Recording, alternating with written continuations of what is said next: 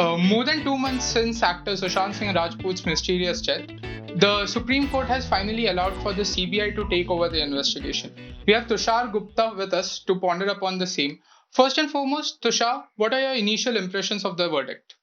Hi Tarkesh. Everyone was looking forward to Supreme Court's take on whether the CBI could investigate the death of Sushant Singh Rajput, which happened almost actually more than 60 days ago. It's almost been more than 2 months. And people had been looking forward to this decision by the Supreme Court because of a lot of factors, a lot of involvement of the Bihar police, of the Mumbai police, and there's a lot of confusion on that front. So people wanted the CBI investigation. We'd been seeing trends, we'd seen primetime debates, we'd also seen the other side of the spectrum, which was not very curious, which was not very interested rather in a CBI investigation for Sushant Singh Rajput. One of the most prominent journalists of India actually went on record and said that Sushant Singh Rajput is not a big enough star to warrant a CBI investigation. Just right now, I read a tweet from a NDTV anchor who said, "Oh, why do we need CBI? Why not just get Interpol?" So there were, two camps basically, Tarkesh. One which really wanted the CBI investigation for SSR, and the other one which mocked the idea. The other thing is, people have also been demanding the CBI not just because they have some vendetta against the Bihar police or the Maharashtra police or Mumbai police. They wanted a fair trial. People were not expecting a fair trial for some reason from the Mumbai police, and they were opting for CBI because of a fair trial, because the entire clout around the death, it's so mysterious. It has left so many questions unanswered. So people were demanding one. The other thing is, people, as we saw, people did not trust the Mumbai police because of the closeness with Bollywood. I mean, there's no surprise that a lot of Bollywood bigwigs, they are very, very close to the Mumbai police. Every year you have annual gatherings where Mumbai police and Bollywood bigwigs, they co-host each other, they mingle with each other. So there's a lot of closeness, and that closeness perhaps warranted an independent investigation from the Mumbai police, which made CBI very, very important. And the last thing, Tarkesh, people are very angry right now. I'm not going to understate the emotion here or overstate it. People are angry right now. Just right now, Akshay Kumar, he's probably the biggest stars in India, one of the biggest stars in India. He praised the Supreme Court for going for a CBI judgment and CBI investigation. And people were angry. They were like, "Where were you for 2 months?" Same with Varun Dhawan. So people are very, very angry because somewhere Mumbai police has not done justice to the investigation as they should have. And it's been a long, long time. It's been 2 months. That's true. And as we are speaking of the people's reaction to it, it's important and interesting to note that paragraph 40 of Supreme Court's judgment actually states that admirers of Sushant Singh Rajput are keenly waiting for the outcome of the investigation. How much of an influence do you think the response of the common folk on the social media regarding this whole matter has had on this case so far? Well, it has had a lot of impact. We cannot understate it. I mean, people normally thought that this is something that will just go on for a couple of weeks or 4 weeks maximum, but it has gone on for 2 months. The Republic TV editor and chief editor or CEO, however you want to address him, Arnab Goswami, he was very vocal about the case. And there are some Supreme Courts, you made a very good point about para 40, but there are some other Supreme Court findings from the Supreme Court statement, which I want to take a note of.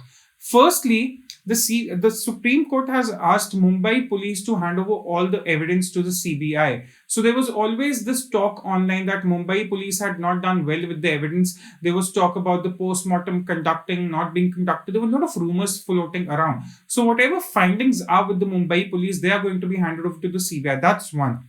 The second thing is the FIR that was filed in Patna by Sushant Singh Rajput's father. And the Supreme Court has said that the Bihar government has the right to refer that Patna FIR to the CBI. Now, there was a lot of hue and cry made about that FIR. People even went on to make memes saying that, "Oh, Sushant Singh Rajput may have been born in Patna, but it was Mumbai that gave him that glory." So the Supreme Court has settled the discussion around the FIR file in Patna as well. Thirdly, a very important statement has been made. Now, when this case happened, the first date was just about Sushant Singh Rajput, the star. As the case went on and on, we got into the ED got involved, the Enforcement Directorate got involved, income tax officials got involved. It was all about the money. So the Supreme Court has made a very interesting statement that it has said that any future cases pertaining to this case, they'll also be handled by the CBI. That's a very important part. Number four is that CBI has been made the sole authority to deal with this case. Now, it's not going to be about the jurisdiction here, no longer about the Bihar police or the Mumbai police, because both camps raised questions against each other. The Mumbai police said that the Bihar police was not doing its job or did not have the right to do that their job in Mumbai. The Bihar police questioned the integrity of Mumbai. So the Supreme Court has settled that the CBI is the sole authority for this case and any other future cases related to that, and no state should interfere with that. So that's one very important aspect. Lastly, the court has also noticed that the Mumbai police only registered an accidental death report while the Bihar police lodged a complete FIR. This is very important, Tarkesh, that the Supreme Court is taking note of how the police reports were filed, and they are now taking that into account while giving CBI the right to investigate this case, making it the sole authority. And lastly, the Solicitor General, he made a very important point, and this was one point which was being made online, which actually added to the pressure for the CBI investigation.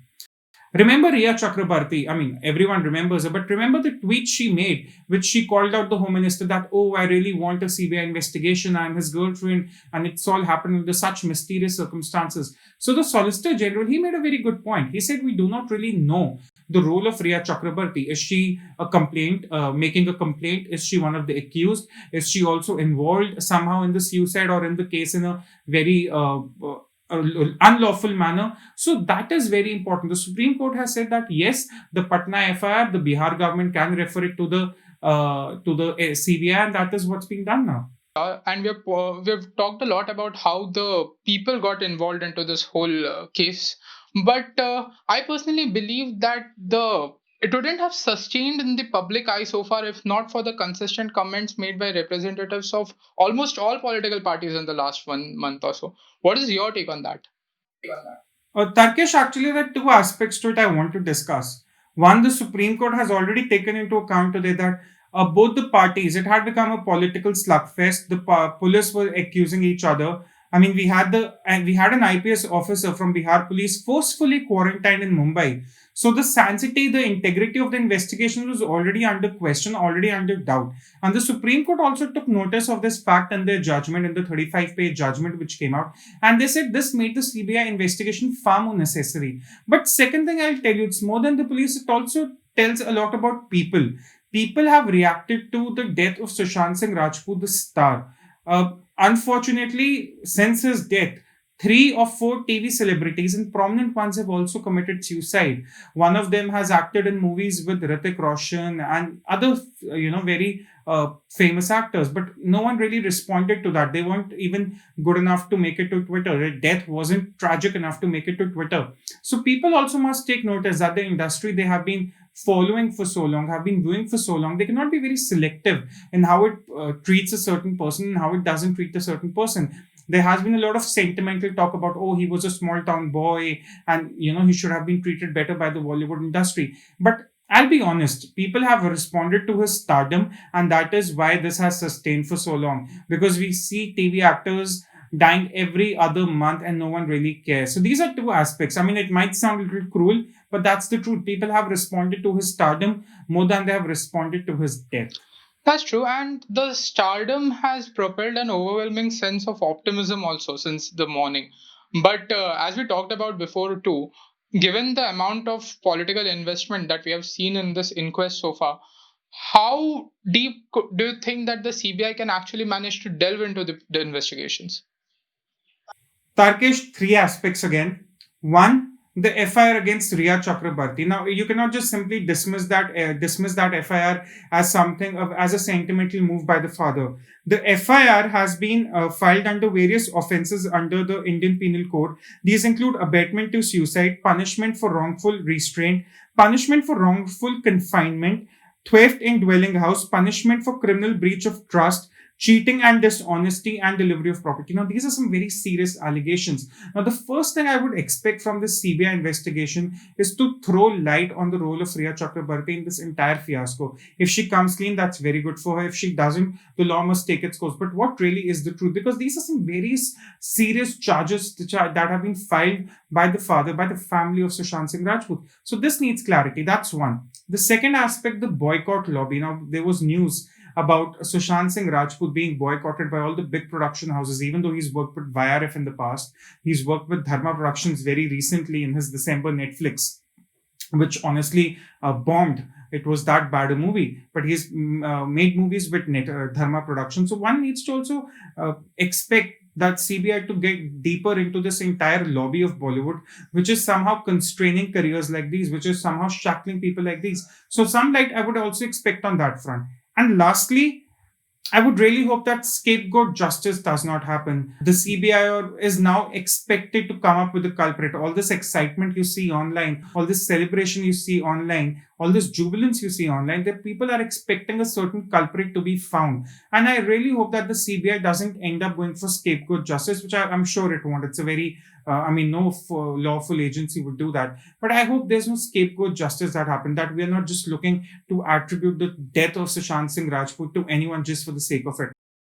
The ones who have done the wrong thing, if they've done so, they must be found. Their names must come up. But if something shouldn't happen for the sake of it, we shouldn't have someone just being made a scapegoat. That's my honestly my opinion with the CBI investigation. That's, I hope, how the findings should happen. That's true. And with that, we have the investigation has finally crossed its first hurdle.